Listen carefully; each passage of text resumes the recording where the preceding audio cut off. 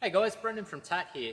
Today I've got a little known fault with the VE Commodore intake manifolds that you can run into when doing a software update on the engine control module.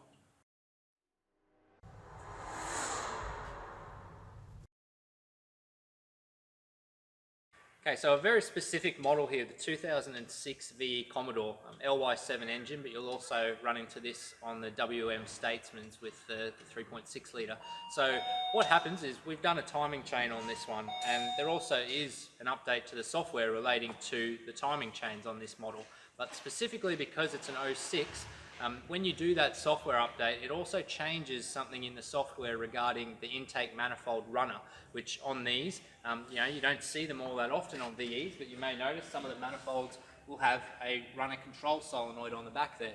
Now these 06 models, they ran an amplifier for that when you do the software update, basically because GM does not want to have multiple versions of software, when you push new software into these, everything gets the 07 onwards, even these 06s. Now what that means is now that we've done the timing chains, because we want to do the job right, we also do the software update regarding the timing chain stretch. We now have a fault code that wasn't there before. So taking a look on the scanner, we go into the engine control module, we can see we've got a P2008 intake manifold runner control solenoid circuit malfunction. That is something that we can put into TAT. So if I go out to the TAT website, sorry if this recorder flips around on you, but so I can see it in portrait mode. I'm just going to go to the search function. We're going to go P2008.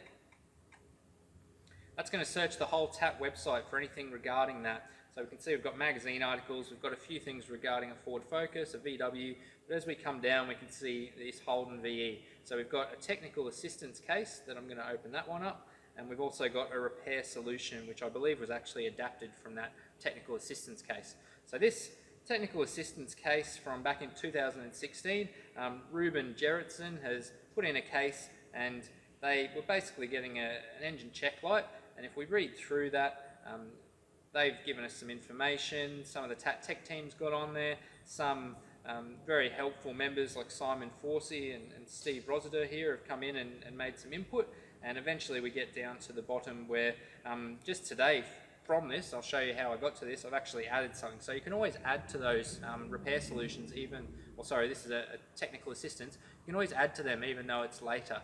So from that technical assistance, we've made a repair solution. This was in there years ago as well, but just today I'm coming across this and I'm reading this, and we see that there's actually a patch harness.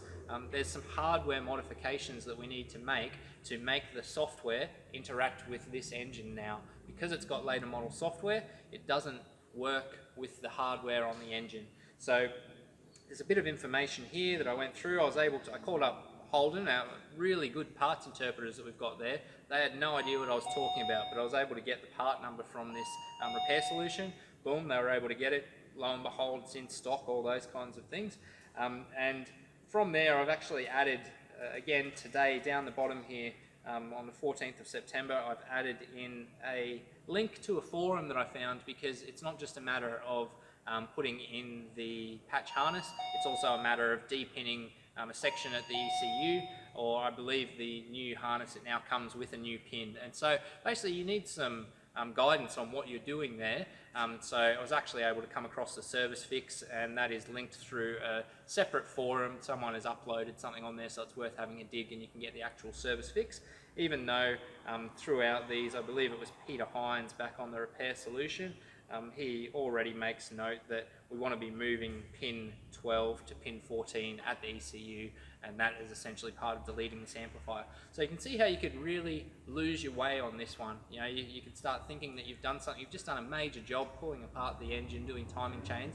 Now we've got this fault code relating to the intake manifold runner. Could lose hours of testing. Simply just putting in that fault code P2008, I was able to go all the way through getting a part number and even helping the parts interpreters find what I need to get this car fixed. So I'm going to get that patch harness, we're going to change over this pin in the ECU. That's going to make this car compatible with the new software that is now in there, the software we were putting in that relates to the timing chain stretch. Even though it's got new chains, I want to make sure that the whole job is done complete.